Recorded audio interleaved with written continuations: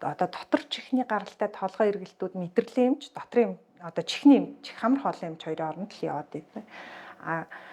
Тэр хичнээн одоо мэдрэлийн гаралтай биш байсан ч гэсэн бид нар тэрийг онцлох боломжтой байхгүй. Энэ хүний дотор чихнээс болоод толгой эргэж байгаа юм. Хэрвээ дотор чихнийх биш гэж үзэх юм бол хамгийн түрүүнд шалгах шаардлагатай зүйл бол тархины цус ангамжийг шалгах. Одоо ч нөгөө хүмүүс ингээд нөгөө бөхтөөгөө тонгоогоо ажил хийгээд харах хүзүүний энэ хотгор гэдэг юм байхгүй л хавтгаа үзүүтэй болчихж байгаа. Тэрнийг дагаад булчингийн чангарал нэмэгдэж байгаа. Тэгээд нөгөө чангарсан булчин дундуур явж байгаа судаснууд хавчуулагдчихвал тарна шүү дээ, тийм ээ. Тэгэхээр хүзүүгээ ингээ огцон хөдлөхөөр хуучин цагт хөгшчүүл ингээд юм авахгүй дээш ингээ үлийнхөр мужрамчдаг байсан байхгүй. Одоо тэр байдал дунд иргэм насны залуучуудад үүсчихэд. Тэгэхээр бид нар судасны асуудлаас болоод тэгж байгаа мó эсвэл зүгээр одоо хүзүүний булчин чангараа хөшөөд байгаа мó гэдгийг харахын тулд манай эмнэлэг бол жишээ нь судасны өнгөт яхаа хийдэг байхгүй. Тэгэхээр судас нь ямар ч нарийсалгүй хатууралгүй байх юм бол энэ судасны нарийсал ерөөсөө биш.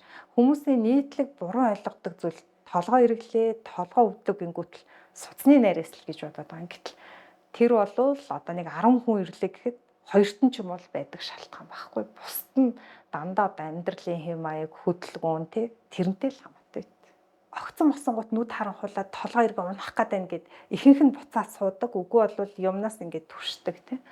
Тэр чинь нэг хэсэг айгүй их ингээ өсвөр наснд үүсдэг байхгүй юу? Бараг бүх хүмүүс өсвөр наснда огцон босохоор нүд нь харанхуулаад унахаа алдчихсан гэдэг. Тэр чинь яаж байгаа юм бэ? Бие махбод айгүй хурдан өндөр болж байгаа, биеийн жин нэмэгдэж байгаа. Тэрэндээ зүрх судас тасах гэж хэсэгхэн одоо нэг жил орчим ч хагас жил.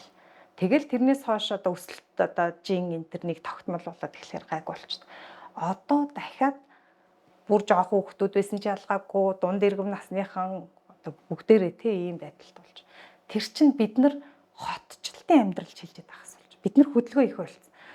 Энэ одоо зүрх судасыг зохицуулдаг одоо тэр мэдрэлийн тогтолцоо бид нар санаагаар удирддаг байхгүй. Одоо гар хөлөө хөдөлгөх ярих гэдгийг чи удирдах болно тий. Гэтэл тэр тархины хэсэг яаж ажилтдаг вэ гэхээр чи идэвхтэй дасгал хөдөлгөөн хийдэг, гүйж хараадаг байвал аюулгүй сайн ажиллахад бэлэн байдалтай байж байгаа. Нөгөөтг чи энэ хизэж хамаагүй огл хараагаа босоо гүйчих магадгүй гэж бодоод ажиллаж байгаа. Гэтэл одоо бид нар бүгдээрээ хөлөө ачиж аваад илгээ ингээ өвхрээ сууж штэ тийм ээ.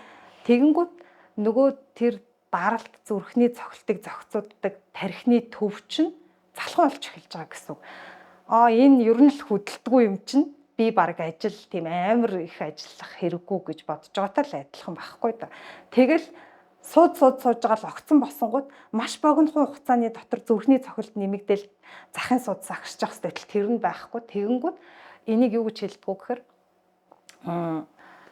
байршлын гипотензи гэж нэрлэдэг байхгүй. Хэвтэж байгаа босох, сууж байгаа огцон босонгууд тархинд очиж байгаа даралтын хэмжээ өчүүхэн хэдэн секундээр ингээ хоцроход л тийм зүйл үүсээд байгаа.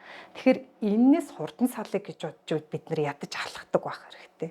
Чадвал жоохон биеийн тамир хийдэг л байх хэрэгтэй. Тэрнээс биш энэ бол эмэр зохицуулах асуудал ерөөсөө биш.